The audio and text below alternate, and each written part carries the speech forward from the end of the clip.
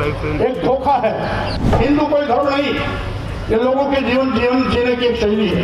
हिंदू धर्म नाम का कोई धर्म नहीं है, बल्कि लोगों के जीवन जीने की एक कला। माननीय मोदी ने भी कहा हिंदू धर्म नहीं है। जिसे हम हिंदू धर्म कहते हैं वो कुछ लोगों के लिए धंधा है। रामबाण से देश के प्रधानमंत्री नरेंद्र मोदी ने विपक्षी पार्टियों को धराशाही कर दिया है।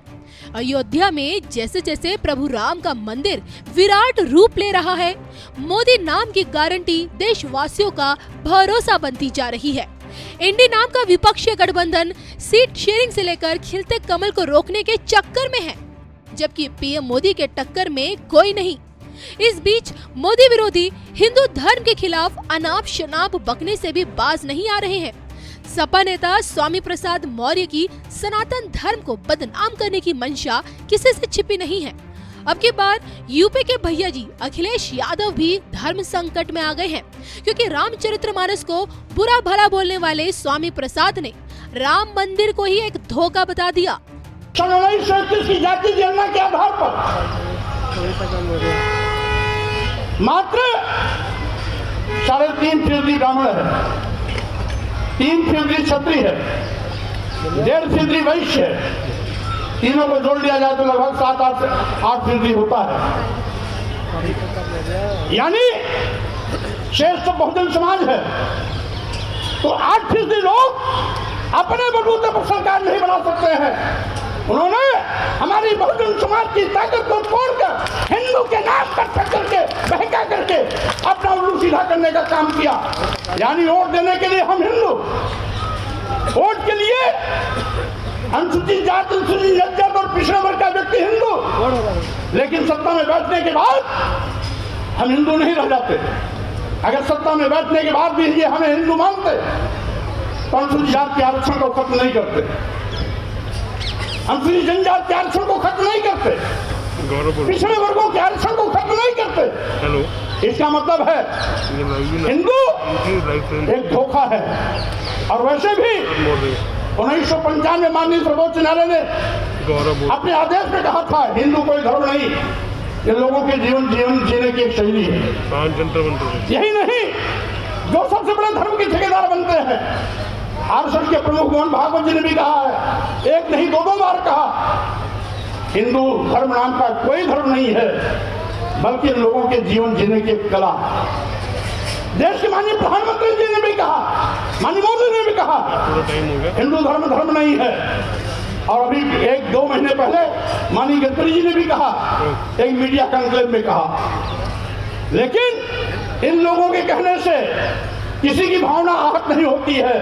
अगर स्वामी प्रसाद मौर्य कह देते हैं हिंदू धर्म नहीं है, बल्कि एक धोखा है, और जिसे हम हिंदू धर्म कहते हैं वो कुछ लोगों के लिए धंधा है।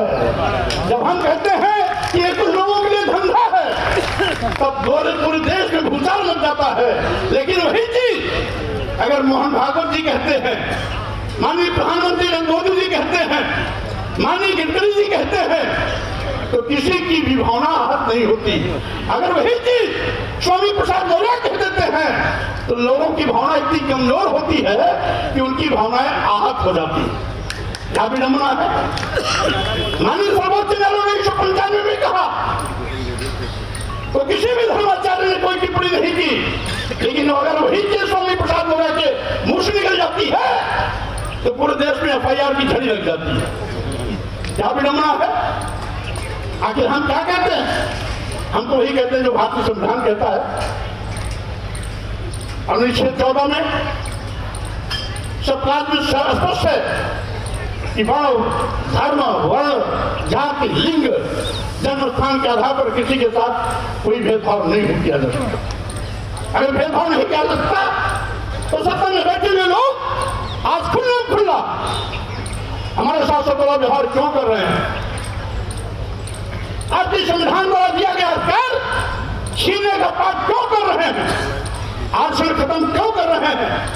संविधान को निष्प्रभावित क्यों कर रहे हैं? लोकतंत्र को खत्म करने का दुस्साहस क्यों कर रहे हैं?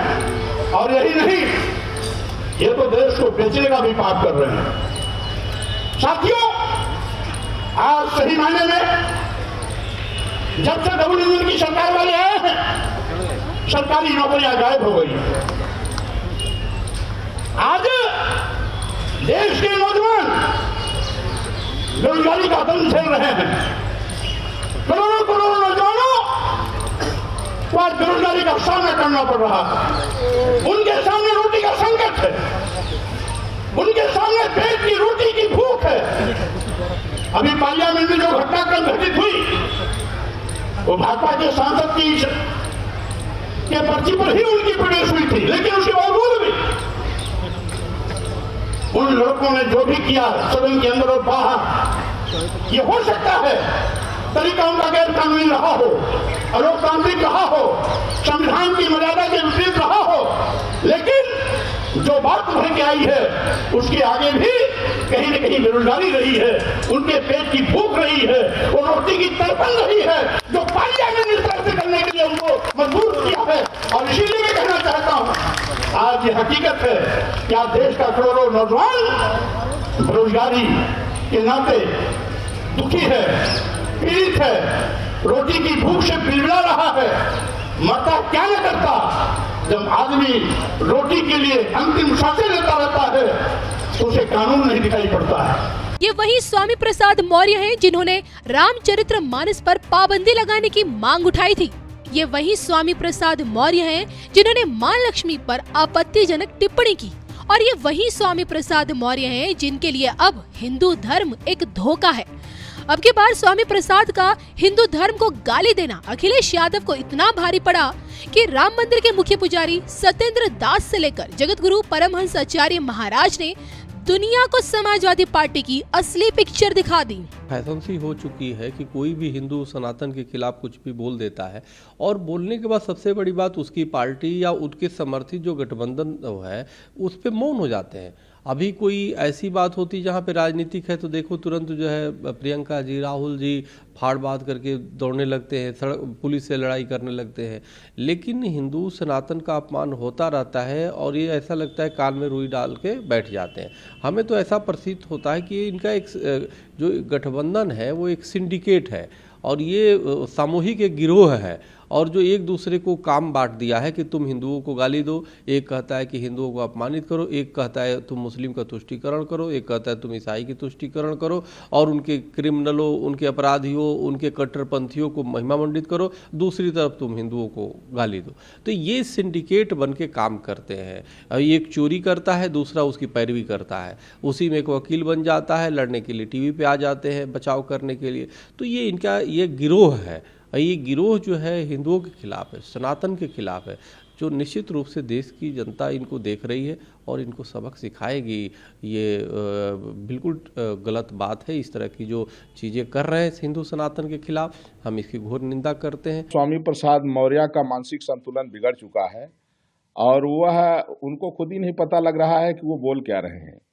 एक तो कहते हैं कि हिंदू एक धोखा है, दूसरे तरफ वो कह रहे हैं कि संघ प्रमुख मोहन भागवत कह चुके हैं कि हिंदू नाम का कोई धर्म नहीं है, जीने का तरीका है। तो जीने का तरीका जो होता है वो बहुत बेहतर होता है। भारतीय संस्कृति में जीने का जो तरीका होता है वो बहुत उच्च बातें हैं, और धोखा कहना यह एक अपमानजनक शब्द हो गया है। तो उस व्यक्ति को यही नहीं पता लग रहा है कि संघ प्रमुख मोहन भागवत जब इसको सम्मानजनक तरीके से प्रस्तुत करते हैं कि ये जीने का एक तरीका है, और दूसरी तरफ वह व्यक्ति हिंदू धर्म को बता रहा है कि हिंदू एक धोखा है, उसको यही नहीं पता लग रहा है कि इसमें कितना ज्यादा अंतर है। तो इस व्यक्ति का मानसिक संतुलन बिगड़ चुका है। और पहले भी हुआ है कि राम राज के पहले बहुत राक्षसों का वध करना पड़ा था। अगर इस तरह की स्थिति इन लोगों की बनी रहेगी तो कहीं ऐसा न हो कि 22 जनवरी 2024 को रामलला दिव्य भव्य राम मंदिर में विराजमान होने जा रहे हैं, तो हम लोगों की ये मान्यता है कि 22 जनवरी से फिर रामराज की शुरुआत हो रही है, फिर से भारत विश्वगुरु के पद पर प्रतिष्ठित हो रहा है। तो इस तरह की जो मानसिकता रखने वाले हैं, इनको ये नहीं पता चल रहा है कि स्वामी विवेकानंद जैसे मनीषी विद्वान, जिनका पूरा विश्व सम्मान पहले भी करता था, आज भी कर रहा है, वह जो है कहते थे गर्व से कहो हम हिंदू हैं। हिंदू का मतलब होता है सनातनी। हिंदू सनातन का पर्यायवाची शब्द है।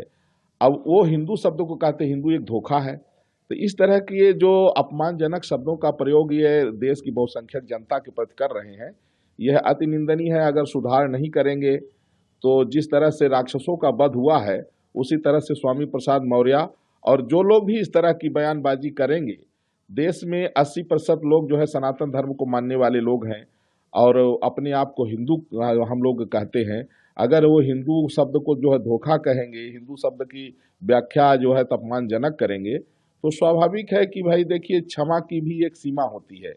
अगर सीमाएं जब सब समाप्त हो जाती हैं तो बाद में फिर जो है शांति के बाद फिर क्रांति भी आ जाती है। तो स्वामी प्रसाद मौर्य लिमिट क्रॉस कर रहे हैं और यह व्यक्ति को ये नहीं पता लग रहा है कि समाजवादी पार्टी के जो वर्तमान में मुखिया अखिलेश यादव हैं, उन्होंने कई बार इसको रोक चुका है। कई बार वो कह चुके हैं कि किसी का अपमान करना, इस तरह के बयानबाजी करना ठीक नहीं है। इसलिए स्वामी प्रसाद मौर्य कहीं के रहे नहीं, कहते हैं ना, ये न घर के रहे न घाट के रहे। और अब इनकी स्थिति जो है बहुत जो है तो अब बुरी होने वाली है और समाज से भी गिर चुके हैं। जनता तो खैर इनको जो है तो इंतजारी कर रही है कुचलने का, और जिस पार्टी में है वह पार्टी भी इनसे अब नफरत कर रही है। तो ये इसकी अब ऐसी दुर्दशा होने जा रही है कि इसको कहीं अब निकलने का, बैठने का जगह नहीं मिलेगा। और ऐसी कोई पार्टी नहीं बची है जहां ये न गया हो और धोखा न दिया हो। अच्छा होगा कि यह अभी भी अपने आप को जो है सुधार ले और देश से क्षमा मांगे। देखिए, जो सनातन धर्म है वो हिंदू धर्म है और सनातन धर्म सभी जानते हैं। कृत्य च प्रतिकर्तव्यम, ये धर्म सनातन है। जो हमारे प्रति कार्य करता है, उपकार करता है, उसके प्रति हम भी करें, यही सनातन धर्म है। और सनातन धर्म है यही हिंदू के लिए है। हिंदू धर्म है यह कहना गलत है। हिनत दोषान जहस हिंदू, जो अपने में रहने वाले दोष को हटाता है और सद्गुणों को लाता है। अहिंसा परमो धर्मों का पोषक है।